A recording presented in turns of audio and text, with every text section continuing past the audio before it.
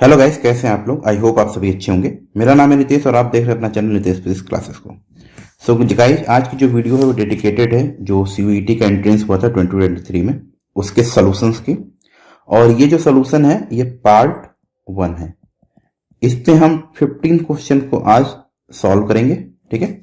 और इसके बाद कंटिन्यू वीडियो आती रहेगी इसके सेकेंड और थर्ड पार्ट की। और इसमें हम ऑल 100 क्वेश्चंस जो हैं, उस 100 क्वेश्चन में से जो 75 क्वेश्चन फिजिक्स के आते हैं उसको हम सबसे पहले सॉल्व करेंगे, और जो 25 क्वेश्चन रीजनिंग के आते हैं उसको हम बाद में देखेंगे। तो जो भी चैनल पर नए हैं, वीडियो को पहली बार देख रहे हैं, तो चैनल को सब्सक्राइब कर लें, बेल आइकन को प्रेस कर लें कि आपको नेक्स्ट वीडियो की अपडेट मिलती रहे।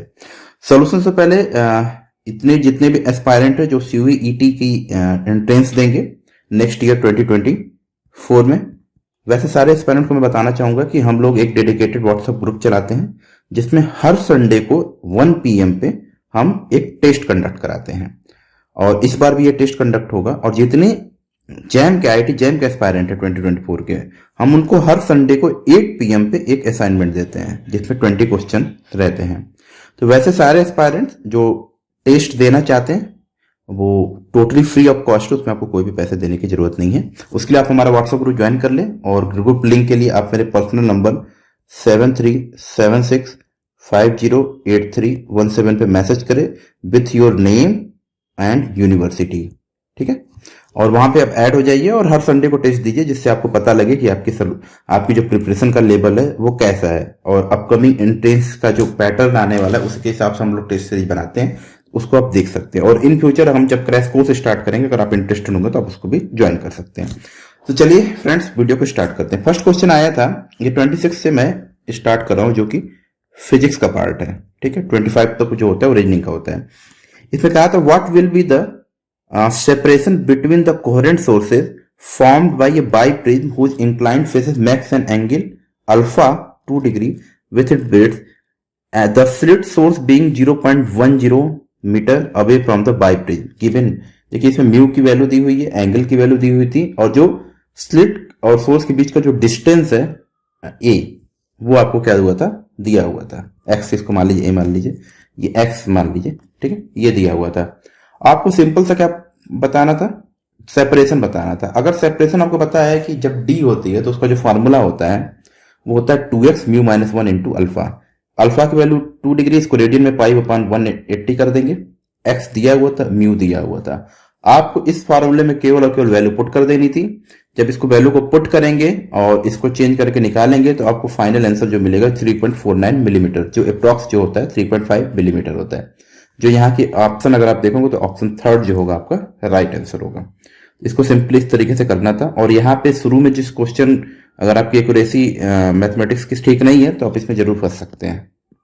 नेक्स्ट देखिए, कह रहा given below are the two statement, one is labelled at the acceleration a and the other is labelled at region R. इस तरह के क्वेश्चन आपको कम से कम 5 क्वेश्चन हर साल देखने को मिलते हैं।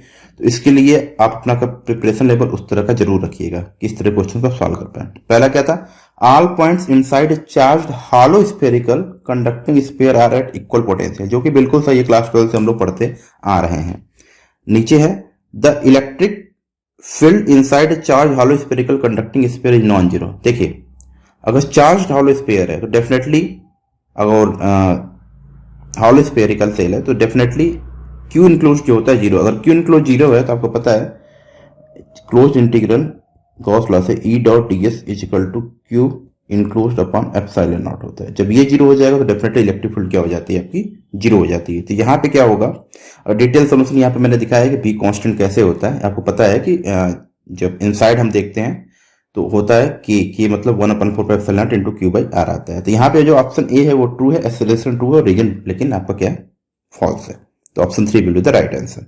नेक्स्ट सेम है, we can join 2 PN junction back to back to form a transistor. देखिए कभी भी 2 PN जंक्शन को बैक टू बैक आप ज्वाइन करेंगे तो ट्रांजिस्टर फॉर्म नहीं करेगा। इसका रीजन है, देखिए इसमें जो इमीटर होता है, बेस होता है और कलेक्टर, जो बेस होता है वो काफी थिनर होता है, अगर आप देखेंगे, ठीक है, बहुत ही थिनर होता है। और उसके हिसाब से अगर हम बैक टू बैक ज्वाइन करेंगे 2 PN जंक्शन को तो आप ये कह सकते हैं सर PNP ट्रांजिस्टर बन सकता है, नहीं, लेकिन बेस का जो कंडीशन है वो थिनर हो जाए, जो कि यहाँ पे पॉसिबिलिटी नहीं है। तो ये जो होता है यहाँ पे पहला स्टेटमेंट जो है रॉन्ग है। Next, in transistor emitter base junction EB junction is forward bias, बिल्कुल सही है, और base BC junction is the reverse bias, ये भी सही है। तो statement 1 is false but statement 2 is right. Statement 1 is incorrect and statement 2 is true.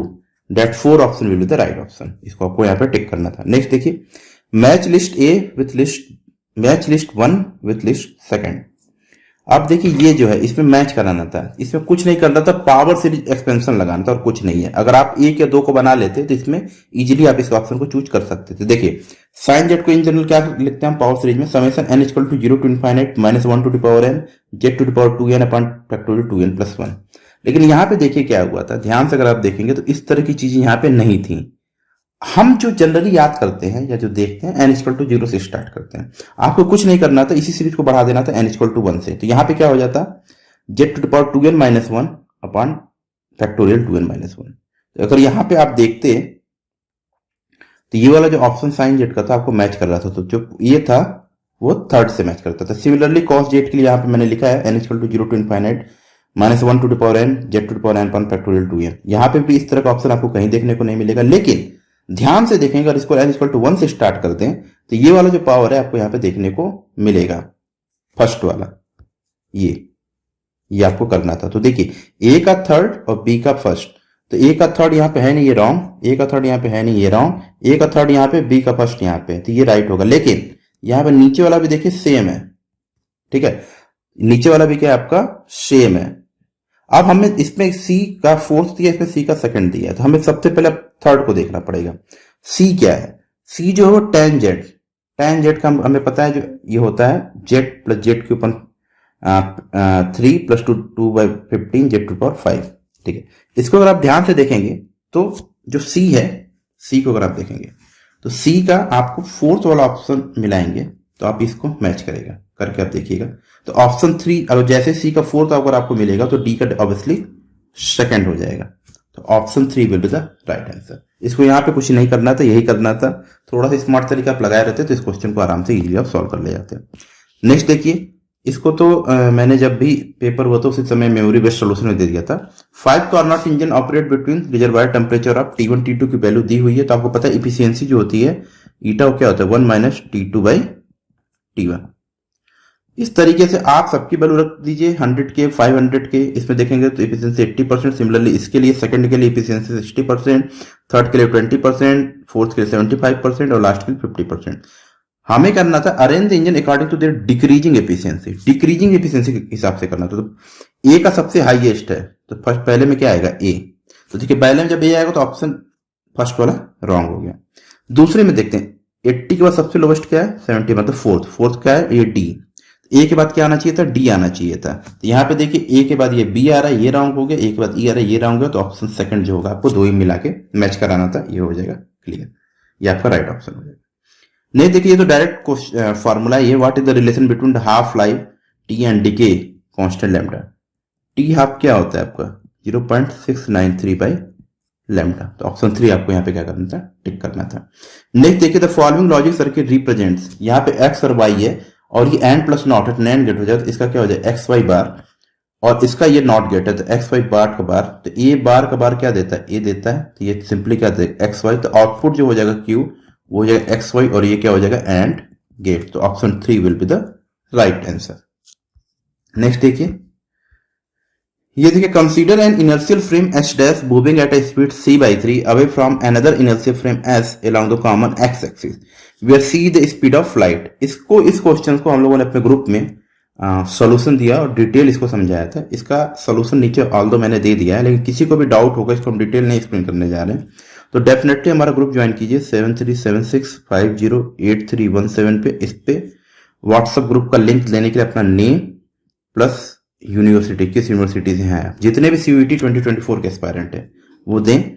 और इसका अगर कोई भी सोल्यूशन में आपको डाउट होगा तो डेफिनेटली आप हमसे पूछ सकते हैं। यहाँ पे दो फ्रेम है, ठीक है, एच डैश जो कि c/3 स्पीड से क्या कर रहा है मूव कर रहा है। अगर ये s है तो ये h डैश है और c/3 स्पीड से मूव कर रहा है। अब कह रहा है as observe from s dash a particle is moving with speed c/3 in the y dash direction. c/3 जो है ये y डैश डायरेक्शन में ये मूव कर रहा है। The speed of particle s, और इस पार्टिकल की स्पीड s से देखने में क्या होगा।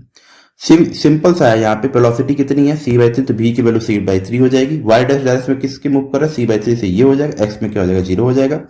पहला ux निकालिए तो ux प्लस p इस फॉर्मूले से निकालेंगे तो c/3 हो जाएगा। uy इस फॉर्मूले से निकालेंगे, सब पुट कर दीजिएगा तो यहाँ पे √8/9 सी आएगा। कोई भी डाउट होगा आप पूछ सकते हैं हमारे उसमें ग्रुप में, या पर्सनल इसमें कमेंट भी कर सकते हैं इस वीडियो के पिन कमेंट सेक्शन में। और यहाँ पे रिजल्टेंट वेलोसिटी क्या हो जाएगी, √2x² प्लस uy²। तो फाइनल आप करके देखेंगे, ये तो काफी पेड क्वेश्चन है। √17/9 सी आएगा, जो कि ऑप्शन आपको यहाँ पे ऑप्शन सेकंड जो है यहाँ पे दिख रहा है, तो ये हो जाएगा आपका राइट आंसर। नेक्स्ट देखिए, फिर से वही स्टेटमेंट का है, given below are the two important characteristics of electromagnetic wave is that it can transport energy from one point to another point. Wave क्या है, wave is nothing that transportation of energy from one point to another point, ठीक है, just disturbance between two particle है और कुछ नहीं होता है। सेकंड क्या कहते हैं, direction of the electromagnetic wave at a given point is the direction in which energy is being transferred. Definitely जब वेव प्रोपोगेट करती है एक पोजीशन से दूसरे पोजीशन में, तो एनर्जी को क्या करती है, कैरी करती है। जैसे सपोज के लिए ये वेव ए पॉइंट से बी पॉइंट पे जा रही है, ठीक है, तो जिस डायरेक्शन मूव करती है उसी डायरेक्शन में एनर्जी का प्रोपोगेशन भी होता है। तो ये स्टेटमेंट 1 और स्टेटमेंट 2 दोनों क्या हो जाएंगे, यहाँ पे राइट हो जाएंगे। तो जब भी देखिए इस तरह क्वेश्चन आते हैं तो वहां पे टीचर क्या देखता है कि आपका डेप्थ नॉलेज कितना है। जो भी आप कोई भी टॉपिक पढ़िए, ध्यान रखे रहेगा, जो सीयूईटी का सिलेबस है सबसे पहले आप उसको देख लीजिए एक बार, और प्रीवियस ईयर क्वेश्चन को देख लीजिए किस तरह के पेपर को सेट किया जा रहा है, उसके हिसाब से आप पढ़िए। और थोड़ा थोड़ा जरूर उसके डेप्थ नॉलेज लेते रहिए कि इस तरह के जो स्टेटमेंट वाले क्वेश्चन है वो आपसे ना छूटे। ऐसा देखा गया है कि इस तरह क्वेश्चन को बच्चे बहुत ही ज्यादा गलत करके आते हैं। नेक्स्ट देखिए, इस पे क्लेम किया गया था, लास्ट टाइम भी मैंने बताया था, हम लोगों ने क्लेम किया था, बाद में इसका आंसर सही हुआ। If I0 is the intensity of the principal maxima in a single slit diffraction pattern, then what will be the intensity when its slit width is double? देखिए I जो होता है इस प्रोपोर्शनल टू बीटा स्क्वायर, जो slit width होती है उसके square के होते हैं। तो I1/I2 क्या हो जाएगा, β1/1 β2 का होल स्क्वायर। I1 की वैल्यू I0 है, I2 की निकालनी है, इसका बीटा, इसका स्लिट विड्थ कितना कर रहे हैं 2 बीटा, मतलब 4 बीटा स्क्वायर हो जाएगा। तो I की वैल्यू क्या आ जाएगी 4I0। पहले इसका आंसर जो था वो रॉन्ग था, I0 या 2I0 दिया होगा, बाद में हम लोगों ने इस पर क्लेम किया था, इसका आंसर सही हुआ था। तो right option will be the 4I0। Next देखिए, there are 3 planets in circular orbits around a star at a distance a, 9a and 16a respectively. At time equal to t0, the star and the planets are in the straight line. The period of revolution of the closest planet is t. How long after t0 will they again be in the same line? इस line में है, Kepler third law को follow कराइए, T square is proportional to a cube. तो यहां पे T क्या होगा, एक के कांस्टेंट है, और यहां पे देखिए ये होता है T square is proportional to a cube, इसको लिख सकते हैं T square equal to K a cube या T equal to K a to the power 3/2। पहला ए है, दूसरा 9 है और तीसरा 16 है। इसको सॉल्व कर दीजिए, ये जो है ये टी हो जाएगा, ये बोला है क्लोजेस्ट प्लेनेट इज टी है। इसका करेंगे आप तो ये 3 स्क्वायर कर देंगे तो कर देगा 3 टू पावर क्यूब, मतलब 27t हो जाएगा, 64t हो जाएगा। अब ये एक लाइन में, तो इसका एचसीएफ ले लीजिए, तो ये क्या हो जाएगा 127 और 64, डेट मीन्स 1728t। तो ये आपका option 3 will be the right answer. Next देखिए, the relative permittivity of the distil water is 81। What is the velocity of light in the distil water. अब देखिए, वेलोसिटी ऑफ लाइट जब होती है, अगर कोई भी मीडियम ना हो, फ्री स्पेस में, तो वो तो सी होती है, P इक्वल टू सी। लेकिन जब कोई मीडियम आ जाता है, आपको पता है, तो velocity of light due to refractive index को क्या हो जाती है, कम हो जाती है, वो सी ना होके वो भी हो जाती है, ठीक है। जो दिया जाता है n इक्वल टू c/v से, यहां से v इक्वल टू क्या हो जाएगा c/n, ये जो फॉर्मूला आप देख रहे हैं। और n जो है वो directly proportional to under root जो ये आपका परमिटिविटी है, तो उसके एप्सिलॉन के। यहाँ c की वैल्यू आपको पता है 3 × 10⁸, इसके वैल्यू रख दीजिए, ये 9 आ जाएगा, ये 3/9 हो जाएगा, तो 1/3 मतलब 3.33 10⁷ मीटर पर सेकंड, जो कि ऑप्शन 3 आपको यहाँ पे दिख रहा है, that will be the right answer.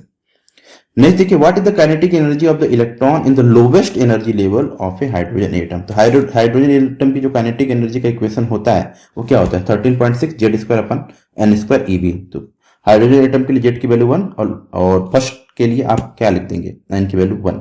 तो ये क्या हो जाएगा 13.6 electron volt, that is option 2 will be the right answer. Next देखिए, an infinite long wire straight horizontally 4 metre above the surface of the earth, it has a charge of 1 micro coulomb मतलब 10⁻6 coulomb पर centimetre of its length, the value of an electric field at a point on the earth vertically below the wire. कोई बात नहीं है, आप क्या करिए lambda निकाल लीजिए, ठीक है, लीनियर चार्ज डेंसिटी, लैम्डा की वैल्यू क्या हो जाएगी क्यू बाई एल, क्यू की वैल्यू दी है, एल की वैल्यू दी है, तो यहाँ पे आपको ये निकल के आ जाएगा। और इलेक्ट्रिक फील्ड जानते हैं इस तरह की चीजों पे वो क्या होता है, lambda upon 2 pi epsilon naught R, इसको क्या कर दीजिए 2 का ऊपर नीचे मल्टीप्लाई कर दिया तो ये हो जाएगा 1/4 pi epsilon naught 2 lambda by R, इसकी वैल्यू कितनी होती है 9×10⁹, 2 और लैम्डा की वैल्यू आप यहाँ से निकालिए, ये रख दीजिए, और आर कितना है 4 मीटर एबव है, ये रख दीजिए, सॉल्व कर दीजिए, आपको आएगा 4.5 × 10⁵ न्यूटन पर कूलम, जो कि ऑप्शन 3 आपको दिख रहा है, तो option 3 will be the right answer. Next देखिए, if two simple harmonic motion having angular frequency 440 radian पर सेकंड, ये f1 की वैल्यू है, और 396 रेडियन पर सेकंड ये f2 की वैल्यू है, R superimposed, what will be the number of beats produce. तो आपको पता है नंबर ऑफ बीट प्रोड्यूस क्या होता है, f1 माइनस f2 अपॉन 2 पाई, यहाँ पे सॉल्व कर दीजिए 440 माइनस 396 अपॉन 2 इंटू पाई की वैल्यू लगी 22/7, ये 44 ऊपर आएगा तो 44 से 45 7 ऊपर चला जाएगा तो 7 बचेगा, तो 7 बीट पर सेकंड, जो कि ऑप्शन 3 आपको यहाँ पे दिख रहा है, तो option 3 will be the right answer. तो ओवरऑल हमने आज यहाँ पे देखा है टोटल क्वेश्चन, अगर आप देखें तो हमने 15 क्वेश्चन को क्या किया है, सॉल्व किया है। तो नेक्स्ट वाले सीरीज में हम भी 20 और 25 क्वेश्चन या 15 क्वेश्चन जैसा भी होगा वो आपके सामने जल्द ही रखेंगे। और यहाँ पे आप देखेंगे एनटीए ने ऑलरेडी बता दिया है कि मार्च में एग्जाम प्रपोज्ड है, ठीक है, तो आपके पास टाइम बहुत ही कम है। आईआईटी जैम का भी आपको एंट्रेंस देना है फेब में, और उसके बाद विद इन 1 मंथ आपको सीयूईटी का भी प्रिपरेशन करना है। तो अभी से आईआईटी जैम और सीयूईटी में जमीन आसमान का फर्क है, तो पेपर को पैटर्न को समझिए और देखिए, और मैं डेफिनेटली आपसे रिक्वेस्ट कर रहा हूँ कि हमारा जो टेस्ट सीरीज जो कि टोटली फ्री ऑफ कॉस्ट है उसको जरूर आप दीजिए, जिससे आपको अपने प्रिपरेशन लेवल दिखे। तो आई होप कि आपको वीडियो पसंद आई होगी। अगर आपको जो भी डाउट है आप कमेंट सेक्शन में जरूर कमेंट करिए, या मेरे नंबर पे मैसेज करके आप व्हाट्सएप ग्रुप में ऐड हो जाइए, वहां पे भी आप अपने डाउट पूछ सकते हैं। तो फिर मिलते हैं दोस्तों किसी और दिन किसी और वीडियो के साथ, तब तक के लिए आप सभी को बेस्ट विशेष, अच्छे से प्रिपरेशन करिए और अपनी प्रिपरेशन को स्ट्रॉन्ग करिए। Thank you so much guys.